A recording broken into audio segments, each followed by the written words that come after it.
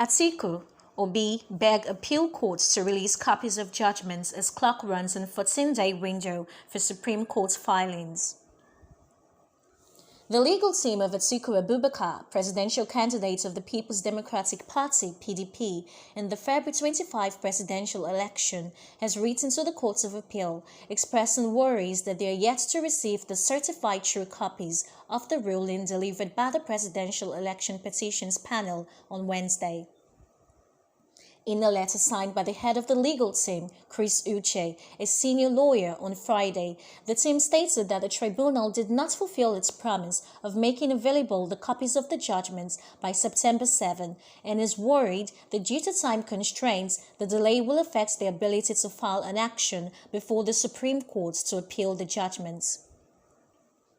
He stated that we had, by our letter of 7 September 2023, requested for the copies of the judgments delivered by the court on 6 September 2023, which the court had promised in open court would be given to us the next day, being 7 September 2023.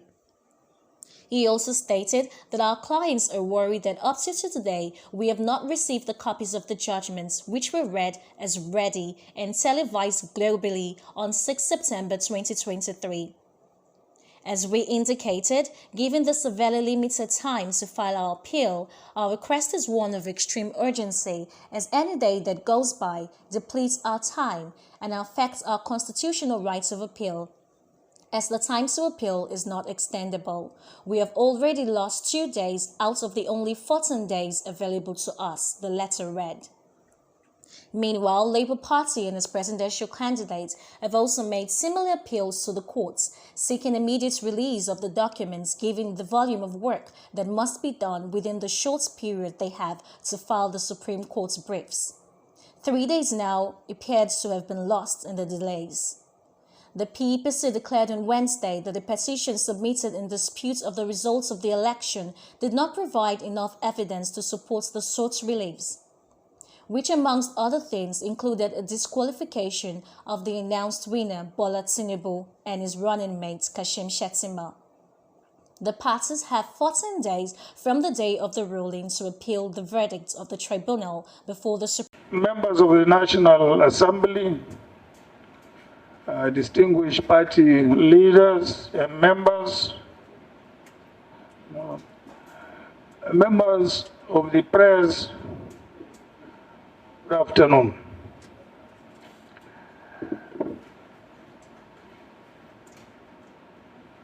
I am here today to give my official reaction to the judgment delivered yesterday by the Presidential Election Petition Court on the 2023 presidential elections. As you already know, I approached the court following the declaration of INEC or by INEC that the APC and its candidates are the winners of the February 25th elections. My decision to go to court is anchored in my belief that the court is the sanctuary of justice. The journey of my political career, as you know, holds so much to the courage and fearlessness decisions of our judiciary. Indeed, I am no stranger to legal battles. And I can say that I have a fair idea of how the court system works. All through my career as a politician, I have been a fighter and will continue to fight.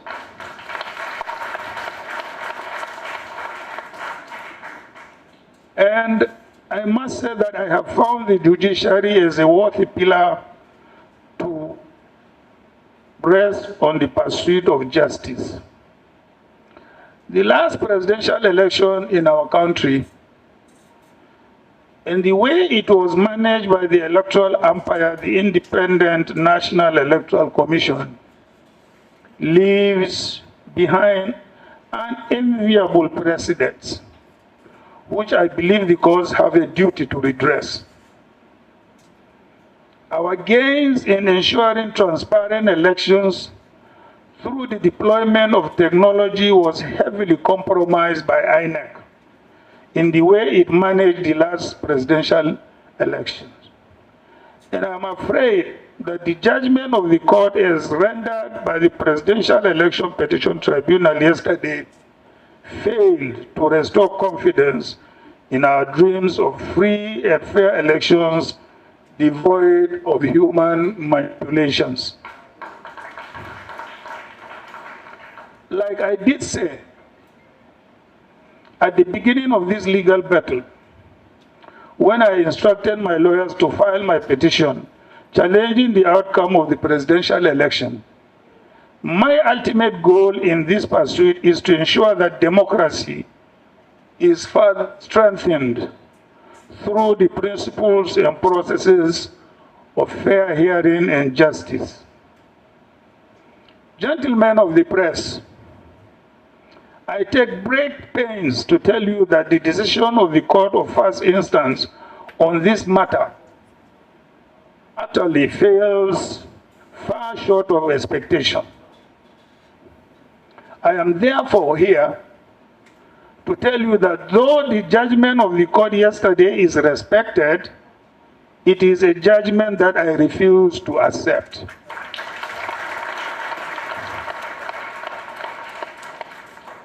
I refuse to accept the judgment because I believe that it is bereft of substantial justice. However, the disappointment in the verdict of the court can never destroy my confidence in the judiciary. Consequently, I have asked my lawyers to activate my constitutionally guaranteed rights of appeal to the higher court, which in the instance is the Supreme Court of Nigeria. It is my conviction that the electoral process in Nigeria should be devoid of untidy manipulations, and that the outcome of every election should be a perfect reflection of the wishes of the electorate. I believe that such is the only way through which our democracy can have a manifest expression of its true meaning. Whether I prevail in this quest or not, the record of my effort in ensuring an order of credible elections in Nigeria shall remain for the future generations to emulate. On this note, I urge all my supporters to remain calm and fast. I urge them to take solace in an immortal lesson I learned from my leader and mentor, late Shehu Yaradua. May his soul rest in peace. That losing a battle is less important than losing the war.